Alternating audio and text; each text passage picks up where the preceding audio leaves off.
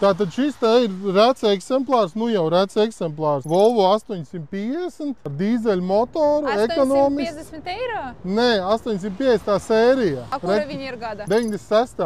Nu tas vēl nav retro mašīna. Nu, 2 gadi un būs retro mašīna. Uzliks vēsturiskā spēkrata numurus, varēs piedalīties satiksmē. Un tad cena arī paaugstinās Protams, pēc 2 gadiem. Jā. Tad vajag tagad nopirkt, lai pēc 2 gadiem nopirkt. Tieši biznes. tā. A kāpēc tajā laikā taisīja tik nesmukus krāsu mašīnas? Viņa saulē ļoti smuka tā krāsa patiesībā. Sūnu zaļā. Bet viņa arī būs, sanāk, ļuks retro mašīna, ja uztaisīt kaut kādu tādu moderno ļaipjordā krāsu. Ne, tad nebūs. Viņai jābūt oriģinālai, tikai tad viņa būs tāda.